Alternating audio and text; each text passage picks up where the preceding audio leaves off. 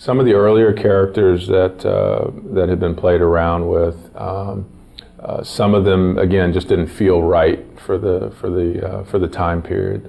Some of them either felt overdressed or felt too fantasy. A lot of the concepts too got very detailed. There were lots of flowing things, and there was lots of hair, and there was lots of things that if we had to just model it, it probably would have been a little bit tougher to pull it off. There was one character I remember when I first saw it that had kind of almost kind of a tribal feel to it, a very kind of African feel to it, which I thought was pretty cool. Didn't say Greek, but at the same time when I looked at that, I thought, that would be a pretty cool character to work with.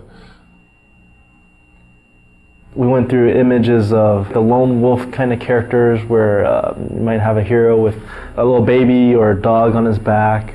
So just to kind of give something different, about the character and something that you can kind of relate to. One of the original concepts behind the hero for God of War was to come up with a guy who was, his whole face was encased in a mask. And we thought that going with a mask would be being able to paint his face in broader strokes so that when you were playing the game, he still had a lot of personality and you could still sort of read that when you saw the mask. But when we actually got it in the game, it ended up feeling very soulless and it didn't feel like the guy had a personality. That was always one of the big elements that we were dealing with, and it was difficult because, we would often hear, it's not Greek enough, and we're like, what does that mean? I'm using a actual, sometimes because we'd take it right from a Greek, some Greek sources, and it's very Greek. But I think what we really started seeing was, okay, no, it's not Greek enough according to what the general public knows, and that's kind of what we had to go towards. These are again.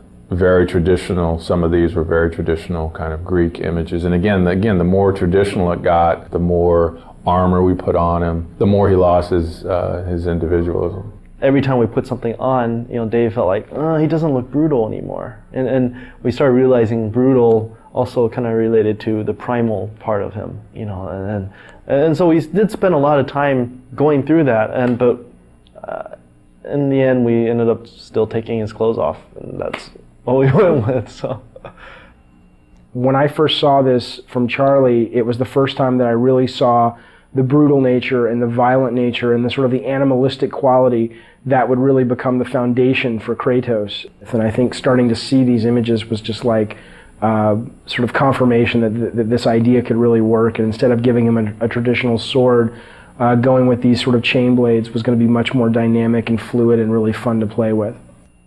The main goal for the character in the game was always to create someone that looked really brutal and really nasty and really violent. Instead of sort of going down the traditional route of a iconic Greek hero with the plume helmet and the skirt and the toga and the sandals, we wanted someone who really made the player feel like he was being able to unleash his dark side. So the idea was always, how can we make him look more brutal? How can we make him look more violent and impulsive and nasty? And that desire always superseded sort of historical accuracy. So while you look at this guy and he may not totally feel at home in ancient Greece from a costume standpoint, I think he achieves the greater purpose, which is to give players a character that they can play who really does let them just go nuts and unleash the nasty fantasies they have in their head.